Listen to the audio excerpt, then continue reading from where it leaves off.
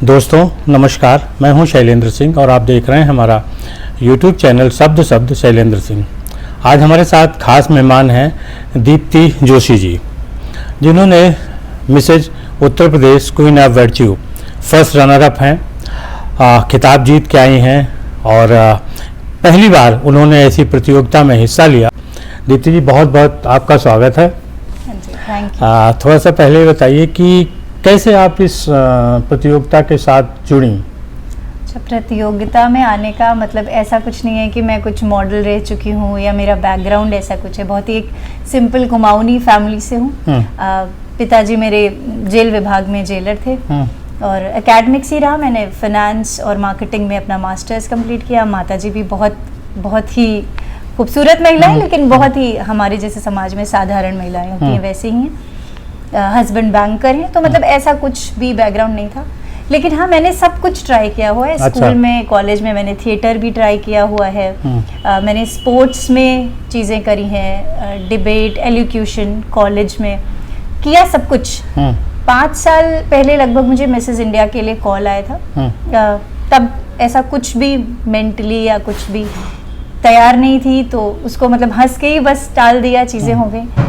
फिर अब की मेरी एक बहुत खास मित्र हैं, उन्होंने मुझे कहा कि नहीं, जब तुमने सब कुछ किया है, ट्राई किया है, तो एक बार जाओ, देखो कैसा लगता है। कुछ नहीं होगा तो एक एक्सपीरियंस, एक तजुर्बा होगा। जब कुछ नहीं मिलता तो तजुर्बा मिलता है जो आगे चलता है।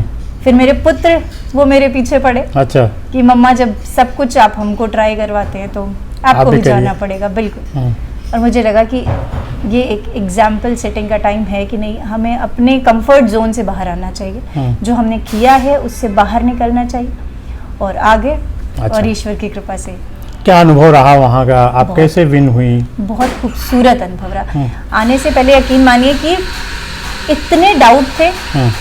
एक तो बहुत सारी महिलाएं एक जगह पे, ये अपने आप में बहुत ही चुनौतीपूर्ण होता है। सबका बैकग्राउंड अलग, सबकी रहन सहन, सब चीज़ें अलग।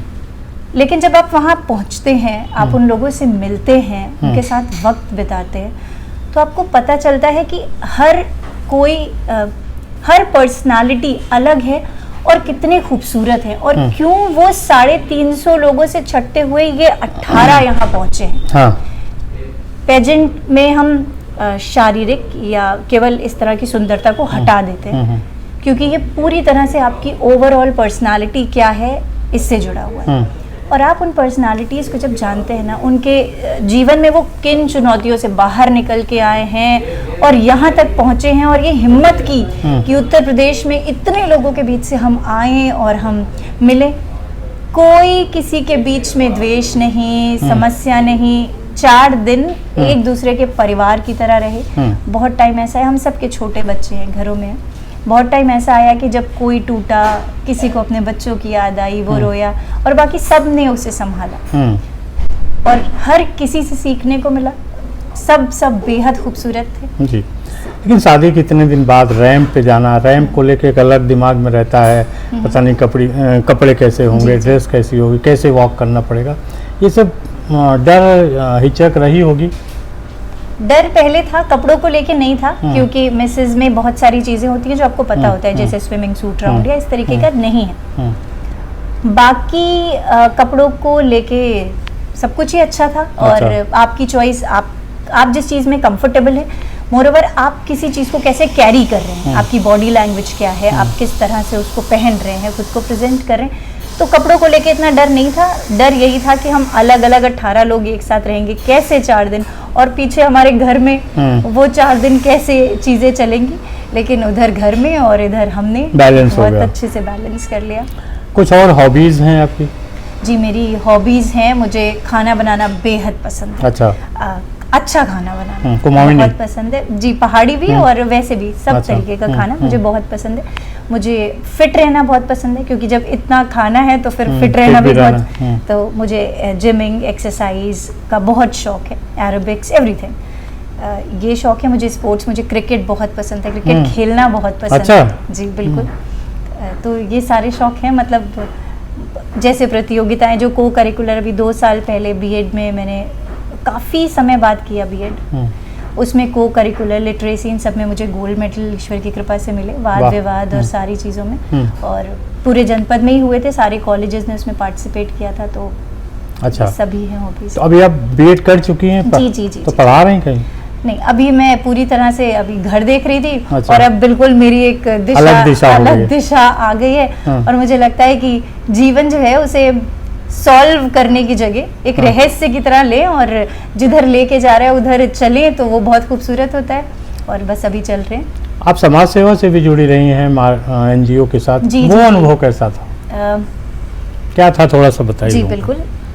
कुछ वर्ष पहले, मेरे ख्याल से करीबन 6 या 7 साल पहले, बेटा मेरा बहुत छोटा सा था। उस टाइम पे मेरी एक बहुत करीबी हैं जिन्होंने एनजीओ काफ़ी समय तक रन किया है, तो उन्होंने मुझे हैंडीक्राफ्ट, मतलब hand knitting sweaters, hand knitted sweaters का मेन काम था, जो उन्होंने मुझसे कहा कि तुम फाइनेंस और मार्केटिंग में रही हो तो आ जाओ, और हम आ गए। अच्छा। और उसके बाद कुछ परिस्थितियाँ ऐसी बनी कि उनको चीज़ें शिफ्ट करनी पड़ी, काम अपना करना पड़ा।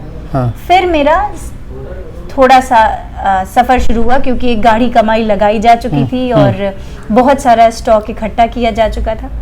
तो मैंने 3, 4, 5 बैग्स को, कुछ को कंधों पे टांगा, कुछ को स्कूटी पे रखा, और स्कूटी पे निकल के मैंने स्कूल्स में और अलग अलग जगहों पे उन स्वेटर्स को बेचा, क्योंकि मुझे हार नहीं माननी थी। अच्छा। जब खेलो तो लड़ो, जीतो या हारो, मतलब पीछे नहीं हटना है, लड़ना है। तो मैंने लड़ा। 6 महीने के अंदर ईश्वर की कृपा से इतना खूबसूरत चला वो काम कि लगभग 30 अंडर प्रिविलेज्ड महिलाओं को मैंने काम दिया। अच्छा। जो कि पढ़ी लिखी नहीं थी, बहुत संपन्न नहीं थी, लेकिन हाथ के काम में बहुत खूबसूरत थी। तो वो मेरे साथ जुड़ी। फिर हमने लगभग 3 साल ये काम किया। फिर मेरे जो हमारे महिलाओं के बनाए हुए स्वेटर्स थे वो विदेशों तक गए, ऑर्डर्स पे हमने चीज़ें बनाई। लेकिन फिर बेटा बड़ा हुआ, उसको मेरे साथ की ज़रूरत थी। अच्छा। क्योंकि मुझे लगता है कि सबसे बड़ा इन्वेस्टमेंट फैमिली है, कि आपको अपने परिवार को जब ज़रूरत है तो संभालना बहुत ज़रूरी है। तो फिर मैंने बेटे को संभालना शुरू किया, और 6 साल बाद बेटे ने ही कहा कि मम्मा फिर से जाओ। अच्छा। अब आगे क्या प्लान है कुछ?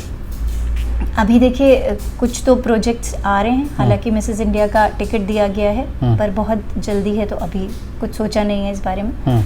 अभी इसको करने का है। साथ में कुछ मेरे लोग हैं जो एनजीओ से जुड़े हुए हैं, चीज़ों से जुड़े हुए हैं। मुझे लगता है अगर उसमें कुछ कर सकी तो ज़रूर करूँगी। अच्छा। और बाकी जैसे मैंने कहा, जीवन जिधर लेता जाएगा मैं चलती जाऊँगी, बहुत झगड़ूंगी नहीं जीवन से। कुछ आप अपनी जैसी महिलाओं के साथ जो शादीशुदा हैं और कुछ करना चाहती हैं, उनके लिए कोई संदेश? बिल्कुल, सपने देखिए, ज़रूर देखिए, और भरसक प्रयास करिए उन्हें पूरा करने का। सपने देखना आपके हाथ में है, और पूरे करने के लिए सपनों का होना बहुत ज़रूरी है। जब आप सही दिशा में चलेंगे, मेहनत करेंगे और हिम्मत नहीं हारेंगे, तो लोग आपका साथ देंगे, आपका परिवार आपका साथ देगा। समाज में 75% लोग आज भी महिलाओं को ये बताते हैं कि आप क्या नहीं कर सकती।